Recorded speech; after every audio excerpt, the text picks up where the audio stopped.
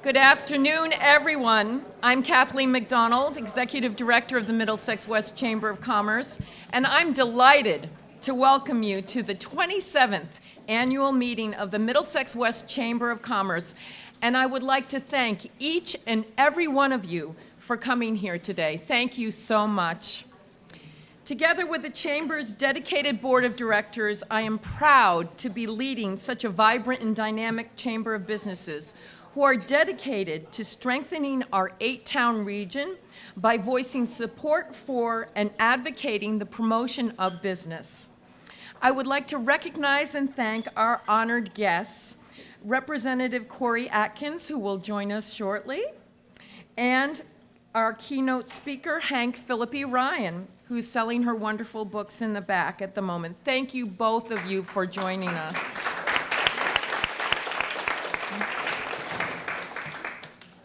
The Chamber would like to thank our corporate sponsor and host for this event, the Westford Regency Inn and Conference Center. Our thanks to Tom McKinney, General Manager, and his wonderful staff for their gracious hospitality and exemplary service.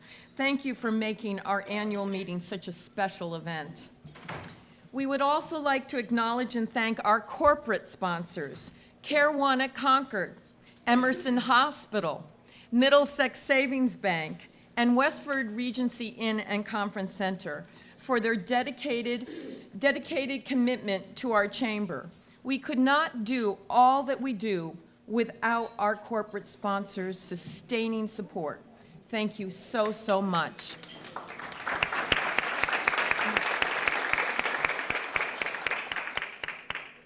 We are also extremely appreciative of the invaluable support from our annual meeting sponsors. They have made this event possible, and our thanks go to Cambridge Savings Bank, Wicked Local, Workers Credit Union, Acton Pharmacy, Acton Real Estate Company, Acton Recreation Department, Acton Toyota of Littleton, Concord Tea Cakes, Enterprise Bank, Get in Shape for Women, Acton, Holiday Inn Boxborough, Shire Caton and Epstein PC, TD Bank, Visiting Angels Home Care Services, Homesteader Magazine, and Smudge Graphics. Our dear thanks to all of you for your tremendous support.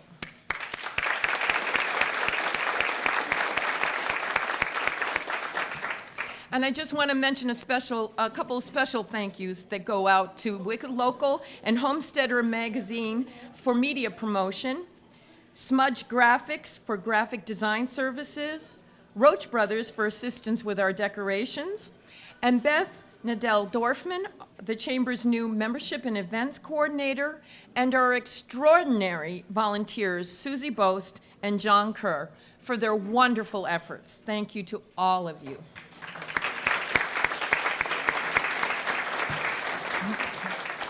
As members of the Chamber, you are here today to elect member representatives who will serve you and represent your interests on the Board of Directors.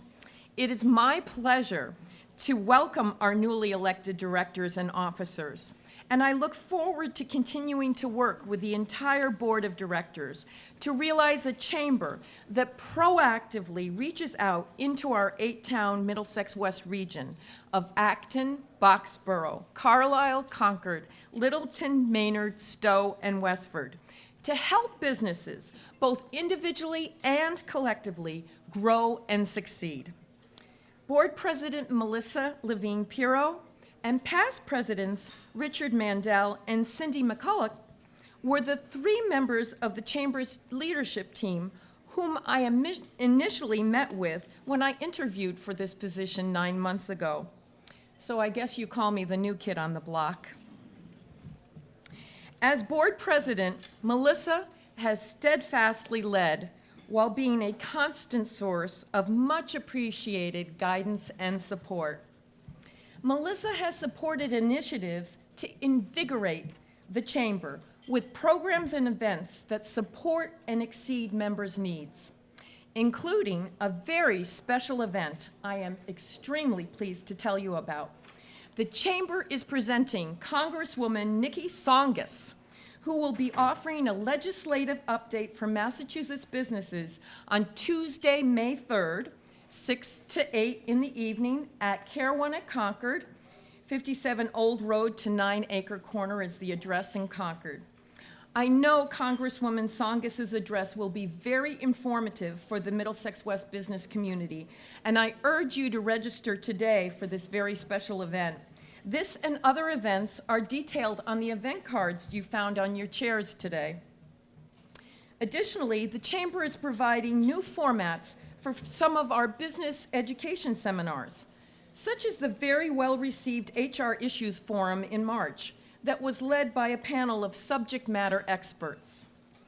We are striving to offer annual events that showcase the spirit and the work of the Chamber, such as the tremendously successful 2016 Award Celebration and Scholarship Fundraiser, which exceeded goals across the board.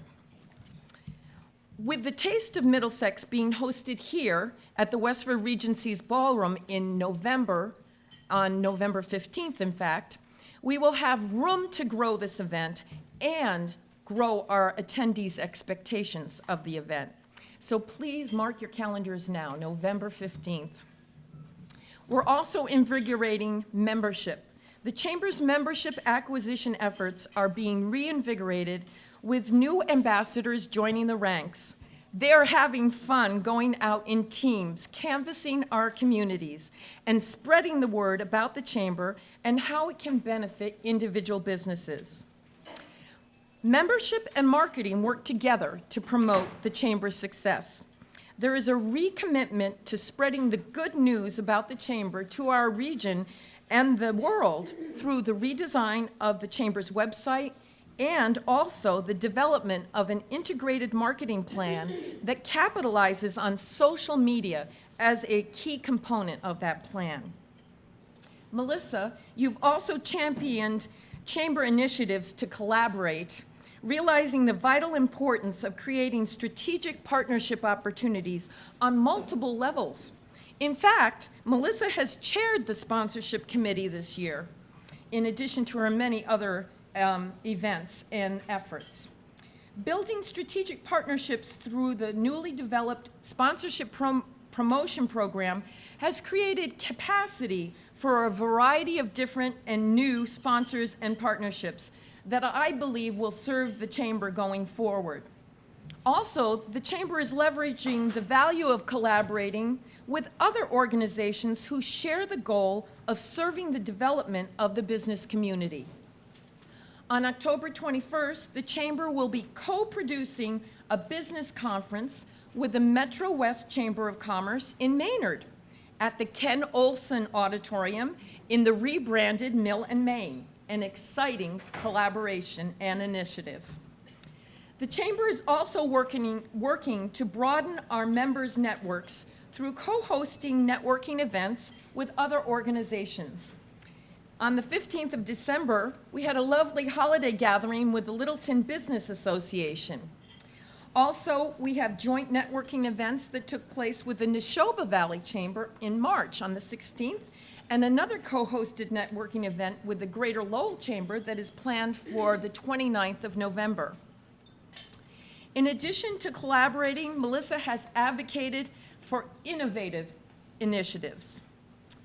One such example of an innovative initiative is the Chamber's new television program, Business Matters, a 45-minute program featuring 3 members per month, which offers tremendous visibility and promotion for members' businesses. This is a free benefit of membership, and all members are welcome to participate. Business Matters is broadcast to the entire Middlesex West region through the Community Access TV network. This equals 60-plus broadcasts in a month's time, and the program is also permanently available on YouTube. So please go ahead and check out Business Matters on YouTube, and you'll be very surprised.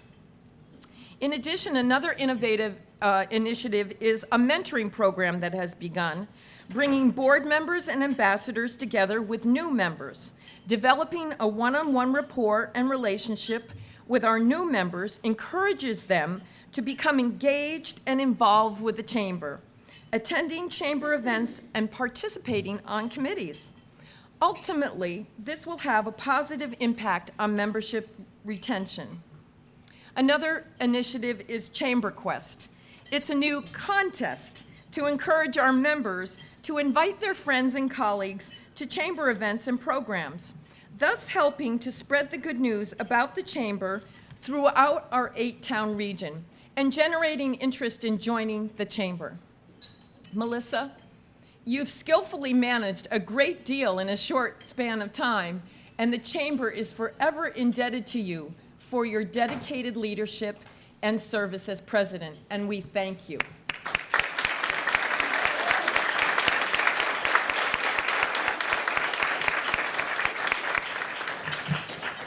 In taking the position of executive director of this exemplary chamber, one of the many factors that excited me was the tremendous economic development slated for the next 20 years along the 495 Beltway, and how this regional chamber of 8 strategically located towns along 495 is poised to become a leading force in this growth and expansion. What a fantastic opportunity. The possibilities are vast. You, each and every one of you as the chamber is a vibrant and dynamic chamber with a solid foundation and terrific potential. And I encourage and challenge each of you here today to join with me and the dedicated officers and board of directors and chamber staff in fully engaging in the work and mission of this chamber, as together we bring to fruition our vision to be recognized as the champion of business in Middlesex West, taking the lead in realizing a thriving Middlesex West region by helping businesses, both individually and collectively, grow and succeed through working together. As a membership organization, our strength is in our renewing committed membership. And at this time, I would like to ask President Melissa Levine-Pirro to join me at the podium in recognizing our members' commitment to their chamber and to a thriving Middlesex West region through celebrating our members' anniversaries. So at this time, I would like to ask all those members celebrating anniversaries to please come forward to the podium area. Please, anniversary members, come forward. Thank you so much.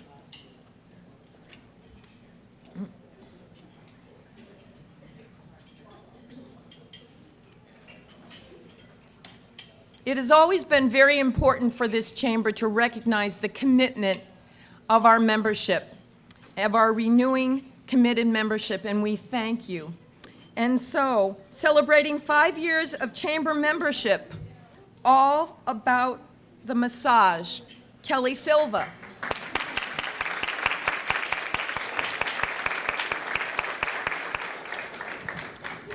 Celebrating 5 years, Bach Honda West, Brian Downey.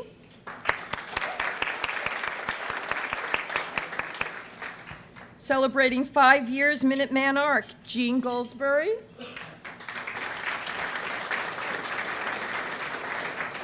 Celebrating 5 years, Mortgage Network, Tom Popson.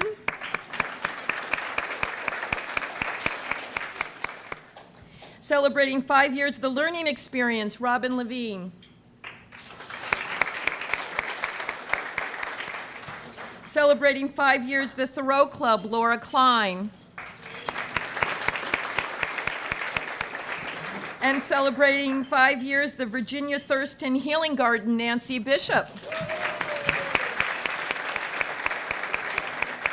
Additional members celebrating 5 years of membership are Concord Computer Consulting, Cynosure, Fruitlands Museum, Harsip and Stewart PC, Healing Connections, Joe Karen Fine Lingerie, Kimball Farm, New Habitat Partners, Northeast Association of Realtors, Open Door Test Prep, Quick Lane Tire and Auto Center, Rowdenbush Community Center, and Tranquility Yoga. And now celebrating 10 years of Chamber membership, AAA Northeast, Pat.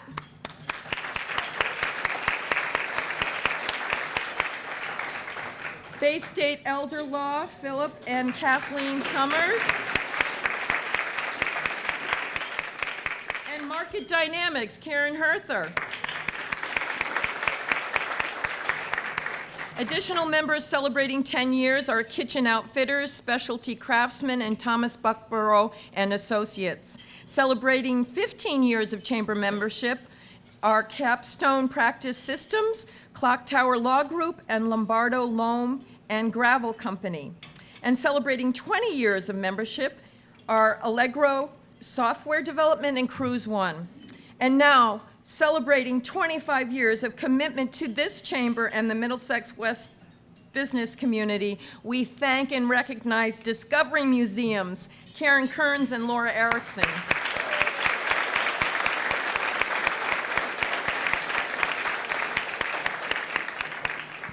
Also celebrating 25 years of membership is McDonald's of Acton.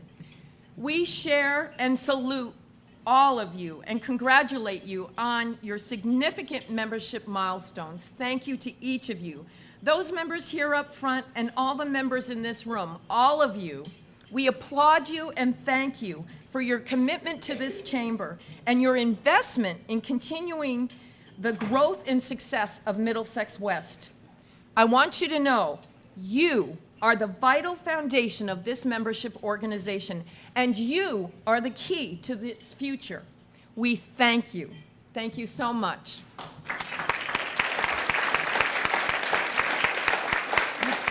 All right.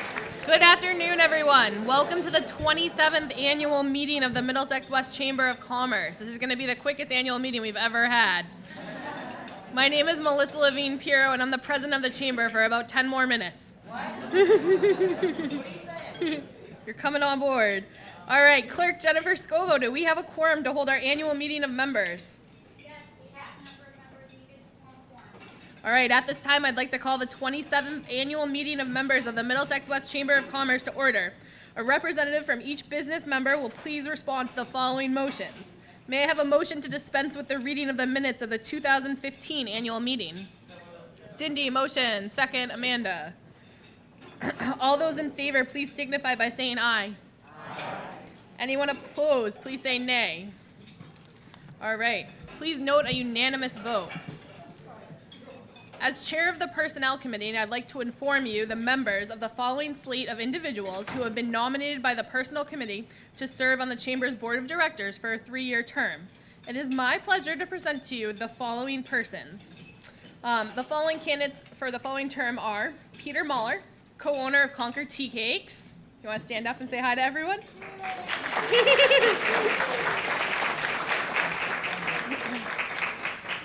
Elijah Martin Merrill, who's the founder and president of Not Your Problem, Inc.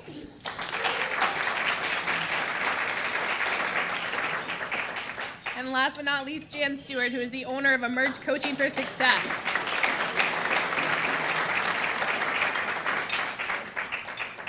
There have been no further nominations by petition. The nominations are declared closed.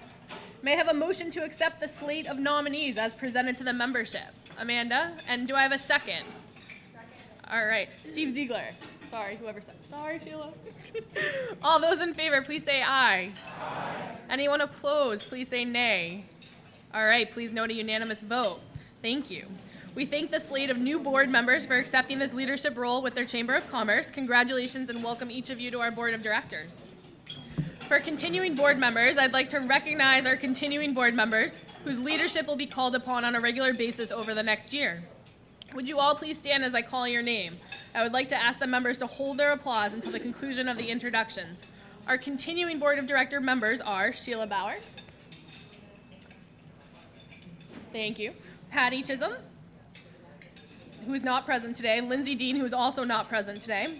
Lou Genovese, Lester Gould, Maura Haberman, Jared Houle, Laura Klein, myself, Cindy McCullough, Jennifer Scobo, Amanda Scribner, Tony Rivero, and Jeffrey Turcott. We'll give them all a round of applause.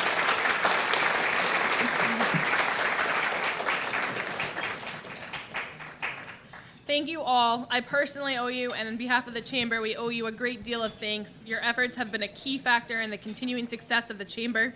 You have all contributed to the many hours of your own time and energy on behalf of the Chamber this year. We're indebted to all of you and to each of you and truly appreciate all of your hard work, so thank you. As chair of the Personnel Committee, I want to take a moment to recognize two directors now ending their terms on the Board of Directors. We also owe them a great deal of thanks for their commitment and service to the Chamber. So Richard Mandel and Steve Ziegler, if you want to stand up together, thank you.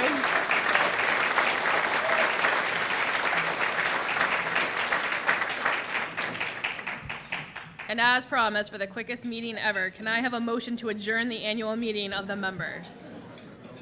Jared, and a second. Amanda, thank you. All those in favor, please say aye. All right, anyone opposed, please say nay. All right, thank you for a unanimous vote. I now call the annual meeting of the directors to order. Now that the members who are here today have nominated the board of members, we will direct the next motion to the board members only. May we have a motion to dispense with the reading of the minutes from the 2015 annual meeting of the directors? Amanda? Maura, second. Thank you. All those in favor on the board of directors, please say aye. Anyone on the board opposed? All right, please note a unanimous vote.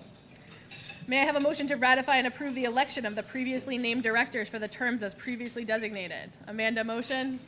Anyone second? All right, Laura. All right. All those in favor, please say aye. Anyone opposed on the board, say nay. Nope. All right, unanimous vote again. May I have a motion to elect the named executive members as follow. President, Amanda Scribner, the Homesteader Magazine. Vice President, Maura Haberman of Acton Recreation Department. Treasurer, Peter Mahler of Concord Tea Cakes. Clerk, Jennifer Scobo of Cambridge Savings Bank. Myself as past president. And is there a motion for that?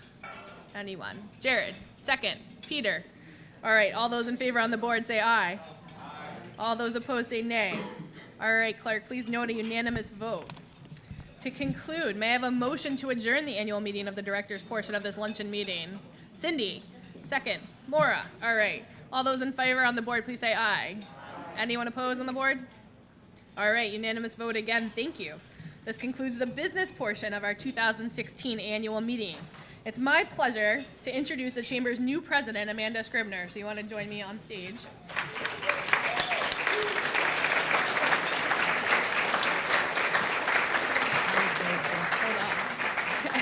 And before Amanda gives a quick little speech, I'm just going to call up past President Cindy McCullough. We're going off program for 2 minutes. So this is a surprise to Kathleen. I'm sorry, don't be scared, but Kathleen, the three of us, on behalf of the entire board of directors and the membership, are so honored that you took this job and that you joined us 9 months ago. I mean, we're not at your annual review yet, but I think you know that we're all immensely pleased. I mean, a lot of the initiatives and directives that you spoke about earlier have so much to do with you and carrying out the mission of the Chamber. I mean, you've propelled us so far in just 9 months, and we're all so excited to be staying on the board and joining you as this goes forward. So on behalf of the board of directors and the entire board, we have some flowers and a small gift for you, and we just wanted to have you come up and thank you in front of everyone.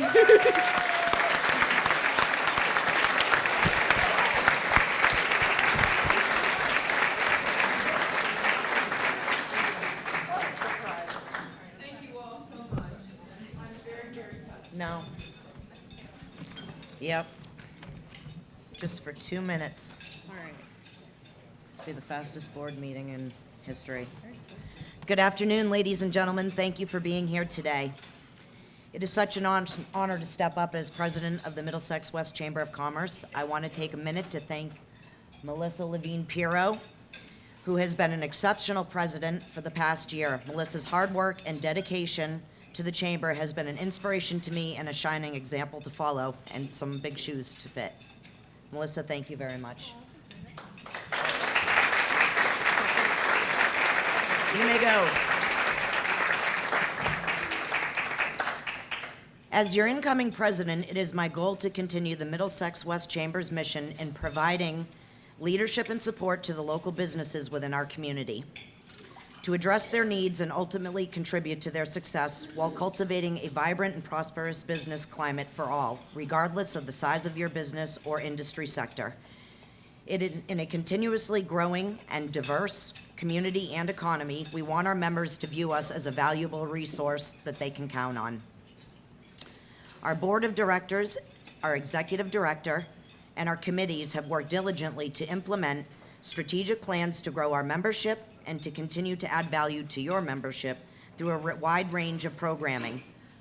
Kathleen went through many of them, but some to be named as our business education seminars, in which our members and their guests can learn new skill sets to apply to their businesses, our women's professional networking events, our improved digital presence. This is something that we have really focused on in the last year: Facebook, email communications, and we have many more to come. Facebook, etc. Partnering with local cable television networks, which Kathleen also mentioned. This is a fabulous opportunity for all of you to take advantage of to spotlight your business, and we hope that you do so. And last but not least, fostering our relationship with nonprofit and charitable organizations to create goodwill and giving back to the community, which is really a staple in my life, and it will become one of the communities, I hope, through the chamber as well. It's a great way to give back, and we hope that you will participate. I would like to encourage our membership to get involved, actively participate, and be engaged with the chamber. Take ownership of your chamber. You get out of it what you put into it, and that has come back to me threefold.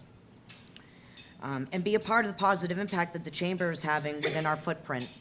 I respectfully ask for your support in recruiting new members to strengthen our diversity of our organization. Together, we can continue to build a thriving Middlesex West business community, both individually and collectively. I am privileged to work with such a dynamic board of directors, executive committee, and chamber staff as we begin this new year. I believe that you will find your involvement with the chamber will be rewarding both personally and professionally. Thank you.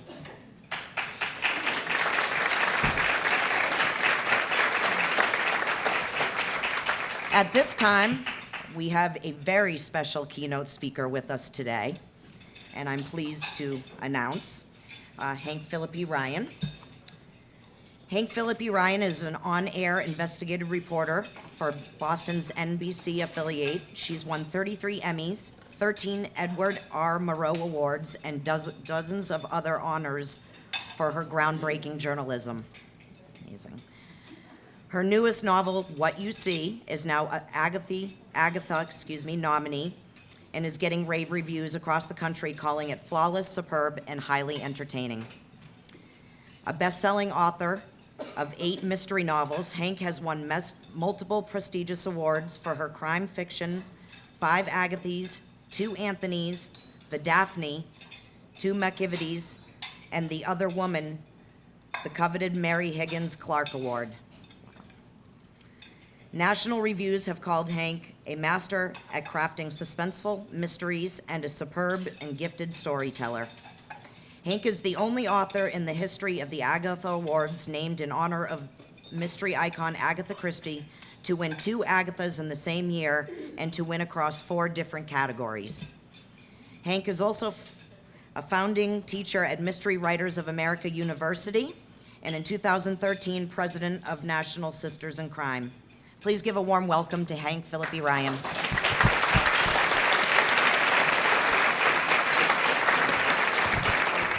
Thank you so much for being here today. You applauded me, and I'm so grateful for that. But I applaud you. You know, your spirit and your compassion and your stick-to-itiveness and your determination and your power, it's inspirational. Don't lose track of everything that you've accomplished. It's just wonderful to see you all here and see the names of your businesses and see how well you've done, and it's just fabulous. I'd also like to congratulate, is it Beth, who wrangled the balloons out? See, all these balloons started out today at the grocery store, and then Beth had to put them all in her car, filled with helium, in the rain, and get them here, and still come out looking fabulous. So congratulations to balloon. She can add balloon wrangler to her resume. You never know when you might need these. And the weather, I have to, whenever the weather is like this, I always think about the meteorologists at Channel 7. It's very difficult to forecast the weather, I can tell you that, and they're fabulous, and they're scientists, and they work very hard. But I can tell you just the tiniest secret about their office at Channel 7. The weather office at Channel 7 does not have any windows in it. Okay, so you're picturing it now, right? So they can't even look out the window before they go on TV to make sure their forecast is correct. So give them a little, I can't see you back there. Give them a little break when you watch the weather. Anyway, thank you so much for inviting me. I have wired myself with hidden cameras. I have confronted corrupt politicians. I have gone undercover and in disguise. I've been a television reporter for more than 40 years now and still going strong on Channel 7. Oh, thank you. You can have an assistant balloon wrangler. Still going strong at Channel 7. People say to me, what's the best story you've ever done? What's the one you love the most? And I say, it's the one that's right around the next corner. It's the one that's still to come. So you'll notice in the back by my books, I have business cards. Please take them. They have my personal email on them because I know some of you know things that I would like to know. But I can tell you one thing about how my life has been.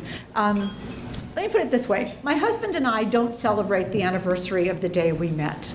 We celebrate the anniversary of the day before we met. And we call that You Never Know Day, because you never know what wonderful thing is around the next corner. And that is true, right? On those days when you don't get that phone call you want, or you don't get the email you want, or things don't happen the way you hoped or thought you hoped, or the customer doesn't come through the door and you think, my life is over, I've made a bad decision, I'm doomed, this is wrong, I'll never be okay again. How often on those days feeling disappointment, the next day does something wonderful happen that wouldn't have happened without that thing you thought was bad, right? Because you never know what wonderful thing is around the next corner, and you never know what each action means. And the only way to go with that flow is to understand that you never know what wonderful thing is around the next corner. Disappointments lead to joy, and it happens every time. I know this. I grew up in really rural Indiana, so rural that you couldn't see another house from our house. And my sister and I used to ride our ponies to the library to get books. We did, and we would fill up the saddlebags with books, and I would go read up in the hayloft of the barn behind our house. And that's where I fell in love with reading and with storytelling, with Sherlock Holmes and Hercule Poirot, and with Nancy Drew. You read Nancy Drew. Some of you read Nancy Drew. Okay, good. The Clue in the Old Clock, and the Clue in the Diary, which I thought was Clue in the Dairy for like the whole book. And I was thinking, shouldn't there be cows in this? I don't know. But anyway, and as I finished those books, I knew that what I wanted to be when I grew up was either a writer of mysteries, someone who could read those stories and tell those stories and in the end leave you surprised, or become a detective like Sherlock Holmes. And as my life turned out, I turned out to be a little Leach, a crime fiction author and an investigative reporter. So that little girl in the hayloft's dream started to come true.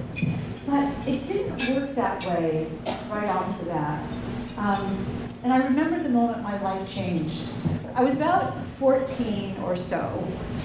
In junior high, they call it middle school now, but we called it junior high. And you know how they vote people best dressed or most likely to succeed or most popular, something like that. They voted me most individual. No, you can laugh, it's okay. Most individual is not good when you're that age and all you want to do is be like everyone else. Most individual means, it means most misfit. Most we don't want to sit with you at lunch. Most unlike everyone else. And I came home, I was so, I'll tell you this. They put my picture in the school paper upside down. They did, to show how weird I was. They wouldn't let you do that now, right? Okay, so I went home, and as you can imagine, I was incredibly upset, and I said to my mom, well, I actually probably whined to my mom. I said to her, you know what, this isn't fair, this is horrible, they can't do this to me, I'm so unhappy, this just isn't fair. And my mom cuddled me and took care of me and comforted me as moms do. And she told me that everything would be okay, which of course she was right, since she was always right. Just ask her. But then later, when I felt a little bit better, she took me aside and she said, you know what, sweetheart, I really need to talk to you about this. You're complaining that the world isn't fair. And let me tell you the truth about it. The world isn't fair. The world isn't fair, and it doesn't always work in a way that you might think is fair. And sweetheart, she said, you're just gonna have to get used to it. And I remember feeling right then, at that moment, at 14 years old, I remember thinking, you know what? No, I do not have to get used to it. I do not have to get used to it. I do not have to take it. And I vowed at that moment that I would use my life, the one life I had, to make a difference, to leave a mark, to leave a legacy, to have it matter that I had spent my time on Earth to make a difference. And I remember that moment so clearly all these years later. So with the naivete of someone who was just getting out of college, at age however old you are, 20, I decided that the way I would change the world was to go into politics. So you can laugh too, because it was really not a very good idea. I worked on several political campaigns back home in Indiana. Sadly, not one candidate I ever worked for actually won in the elections. So that's one of those times, if you listen to the universe, as I do, I knew that the universe was saying to me, find another career. Find something else, because this one ain't working for you, sister. So I decided at that moment, at age 21 or 20, however old I was, that I wanted to be a reporter. This was 1970 or so. So I went into the biggest radio station in Indianapolis, and I told the news director, I'm here to apply for a job as a reporter. I see you have a job opening for a reporter. And he says, okay, great. Do you have any experience as a radio reporter? And I said, no. And he said, do you have any experience as a television reporter? No. He said, have you ever written a story, written a news story? Have you ever done an article or done an interview with anyone and written it up as a story? And I said, no. And he said, well, you're young. Did you just graduate maybe from journalism school? And I said, no. And he said, well, did you ever take a journalism class? No. So, he's trying to help me here, and I am seeing this job just vanish. And he says, well, were you on the school paper or the yearbook, anything like that? And I thought about bringing out that picture of me in the school paper, upside down picture, but I didn't. And I said, no. And he said, well, when you were a little girl, did you maybe go door to door handing newspapers out in your neighborhood? And I'm seeing this job evaporate, and I have decided now that I wanted to be a reporter.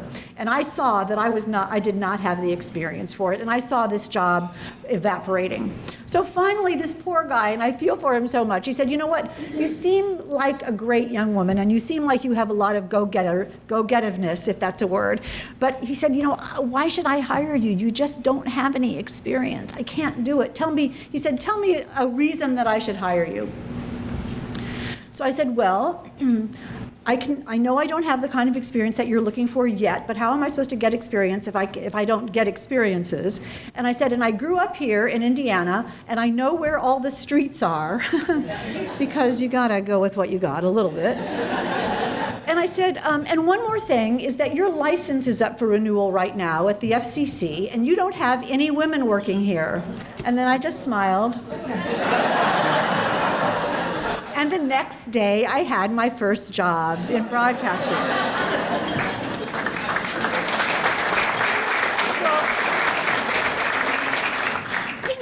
And I love that story, and it is funny to think back on how different the world was then. I love it for a couple of reasons. When I talk to journalism classes, I love to tell young women who want to be journalists, it won't work for you now. It won't work for you now. If I walked into Channel 7 and said, you should hire me because I'm a woman, they would laugh. They would say, you and everybody else in this building, sister, my boss is a woman now, and her boss is a woman, and her boss is a woman. So things have changed. You know, Jane Pauley and Barbara Walters, Jessica Savage, Leslie Stahl. You know, Jane Pauley calls us the class of 1970.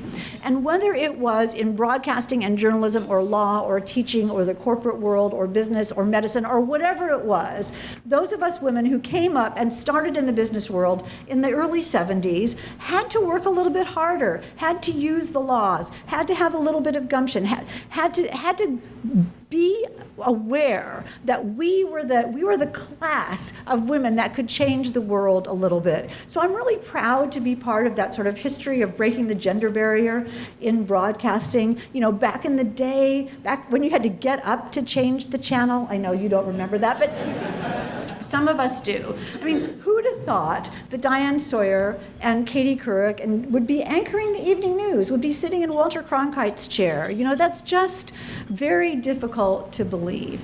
And the other thing I love about that story is that shows what we can accomplish if we do our homework and do our research and we're brave and we take a little bit of an educated risk. I took a chance that day at age 20. I took a chance and I did my homework and I walked through a door and I found my calling. I found my calling. And every decision that we make every day, every door that we walk through, every risk that we take brings the wonderful possibility of a wonderful new part of your life, of a wonderful new time, of a wonderful new success. And as I told you, I've been a reporter now for 40 years, beginning that day when I walked through the door. We've discovered in my 40 years as a reporter that the 911 system, if you called 911, emergency responders and police and firefighters would be sent to the wrong address thousands of times a year in Massachusetts. We found out why that happened and got that fixed. We discovered firehouses, the place where firefighters live and work. Some of them were in such decrepit condition that they wouldn't even pass the fire inspection. Crazy, and we got money appropriated to fix the firehouses. We found medical tests that should have been done on newborns in Massachusetts hospitals that weren't being done, and as a result of our story, a law was passed to require those tests. We've gotten people's homes out of foreclosure. We've gotten millions of dollars in refunds and restitution. We've changed laws and changed lives, and we're still going strong. I'm still going strong as a reporter. But again, you never know what wonderful thing is around the next corner. One day, some years ago, when I was working at Channel 7, I was at my desk deleting spam emails.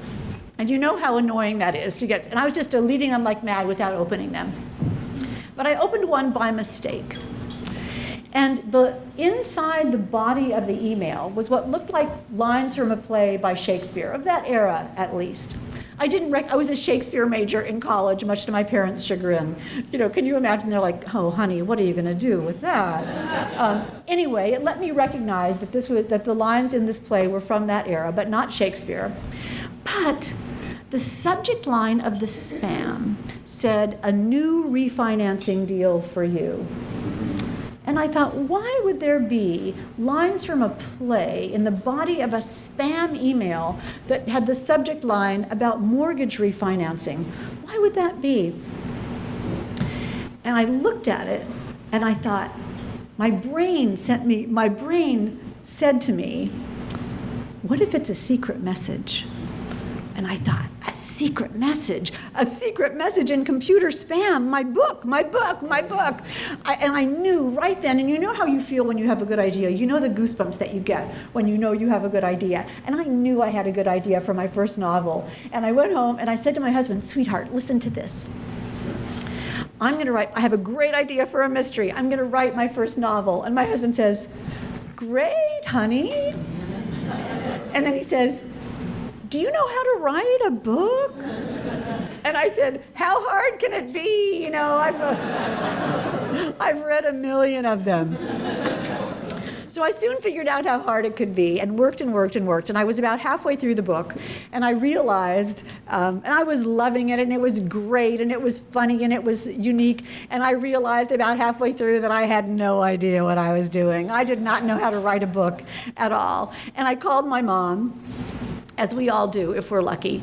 And I said, Mom, I'm writing this wonderful book. It's called Prime Time, and it's funny and fast and unique and interesting, and it's a great mystery, but I'm not quite sure I can finish it. I said, I'm not quite sure that I can finish it. And my mom paused, and then she said, in the voice that all our moms have, she goes, well, dear, you will if you want to. You will if you want to. You'll finish it if you want to.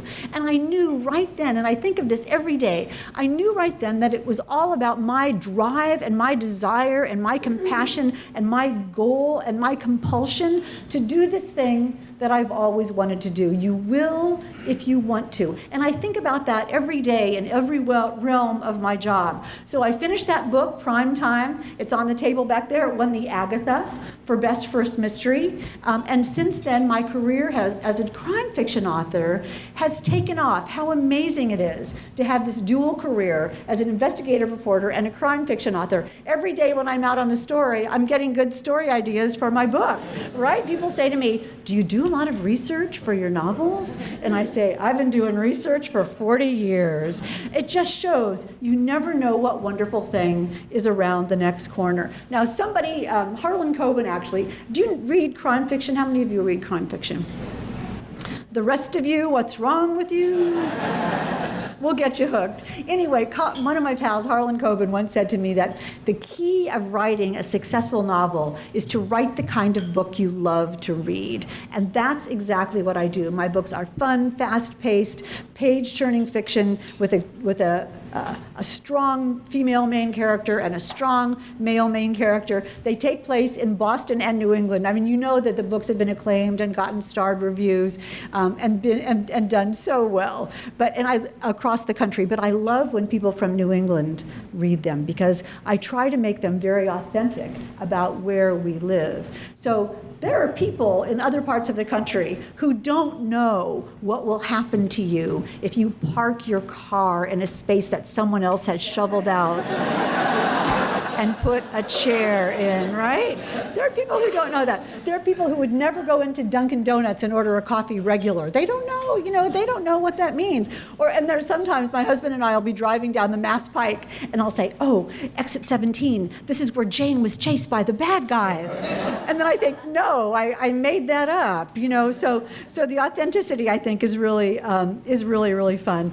Quickly, let me tell you that my books, you can read them in any order, like Sue Grafton, just like Sue Grafton. Or like watching Law & Order. You would never say, oh, I can't watch this episode of Law & Order because I haven't seen the very first one. So you can read my books in any order. The first in the Jane Ryland series, my new series of thrillers. The Other Woman is sort of the good wife, is sort of the good wife meets Law & Order. And that's the book that won the Mary Higgins Clark Award, which means no graphic violence and no graphic sex. Sorry. And no graphic language. They're just smart, page-turning airplane book thrillers. I imagine somebody reading my books on an airplane and being sad when they get to their destination because they just want to read one more page. The ultimate is having someone miss their stop on the train, because they just want to read one more chapter. The second book in the series, The Wrong Girl, what if an adoption agency were reuniting birth parents with the wrong children? The third, and that won the Agatha for Best Mystery. The third book, Truth Be Told, and I'm not quite sure this is the place to talk about this, but Truth Be Told, they're all murder mysteries. Truth Be Told is about a mortgage banker turned Robin Hood who decides to manipulate people's mortgage records to keep them out of foreclosure. I hear groans from the back. So you'll see what happens to that person, which I'm sure you'll approve of. My new book, What You See, was just named a Library Journal Best Book of 2015. And again, these come out of my stories. When you open the book, you'll see that, well, let me put it this way. How many of you have jaywalked? Haha, trick question. You all have jaywalked. We decided to do a story about all the people who jaywalk in Boston because it is really dangerous and it's really scary. You know what the penalty for jaywalking in Boston is? $1. $1. So nobody really enforces that law. Anyway, we were taken up, when I was working on that story, we were taken up to the surveillance room of Boston City Hall. Did you know that was there? A surveillance room. About a quarter of the size of this room with one wall completely covered by video monitors. And like 50 video monitors, and every one of those video monitors showed a street corner in Boston. You could see faces, you could see license plates, you could see cars. It didn't have audio, but you could see who was talking to who. And I said to the person who was in charge of it, I said, what do you do with all this video?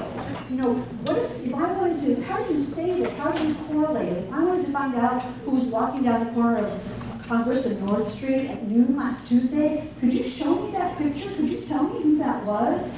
And this guy says, oh no, Hank, you know, we don't keep it. It's just streaming video. We don't keep it or store it.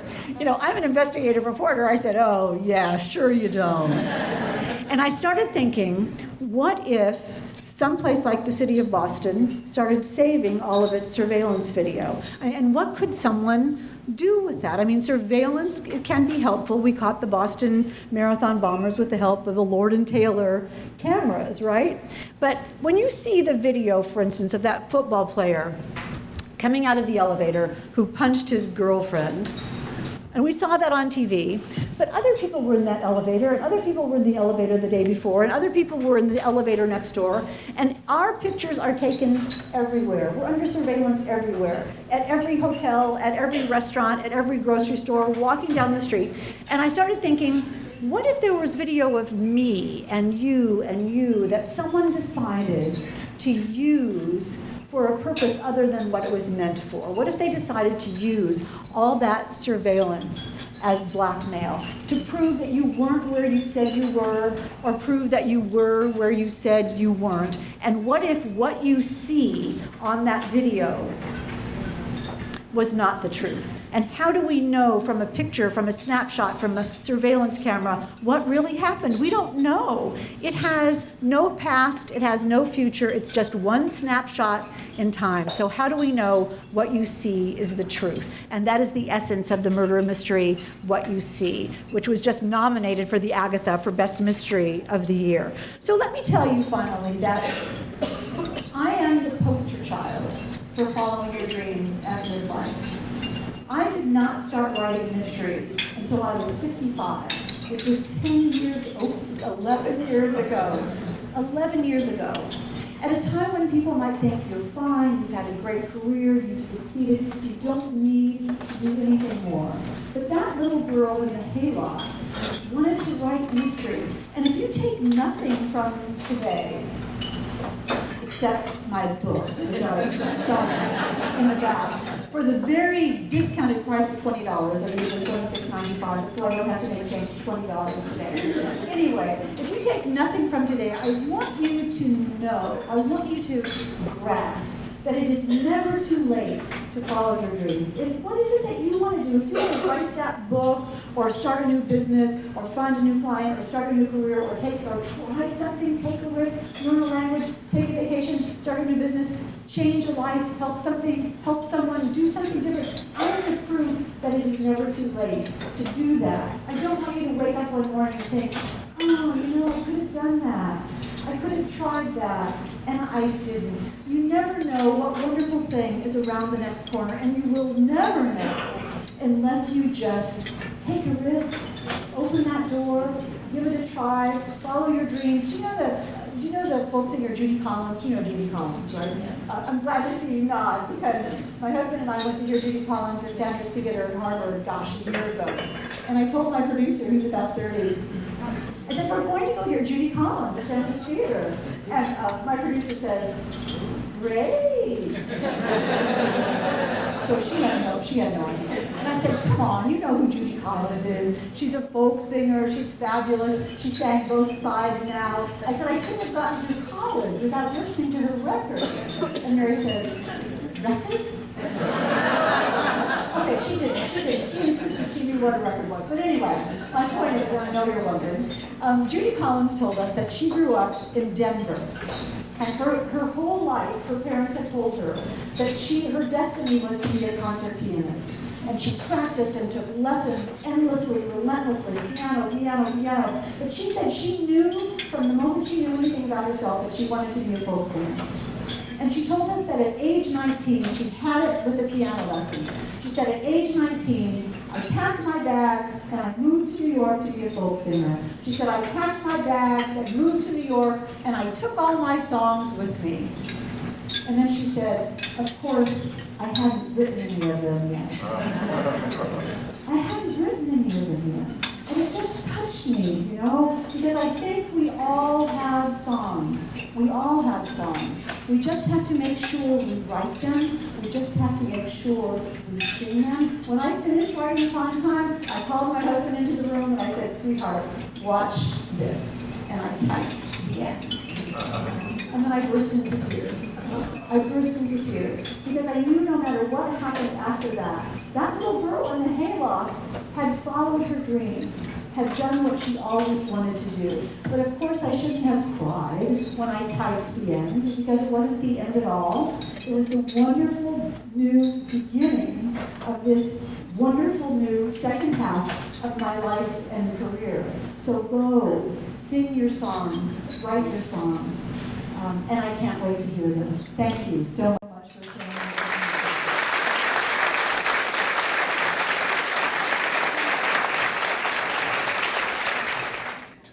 Well, thank you so much, Hank Philippi Ryan. What a pleasure and what an inspiration. Thank you again. Thank you.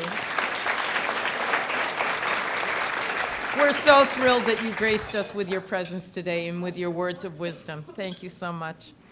The Middlesex West Chamber has a long-standing commitment to giving back to the communities of the 8 towns we serve.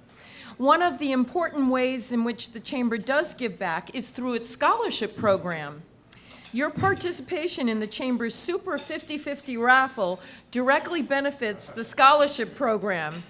And I'm pleased to announce that this year, due to your wonderful support, the Chamber is awarding 7 scholarships to graduating seniors. Thank you very, very much for your tremendous generosity. Now we get to find out who the winner is of the Super 50-50 raffle, and we have the great pleasure of having Hank Philippi Ryan to draw the winning ticket. So, thank you, Hank.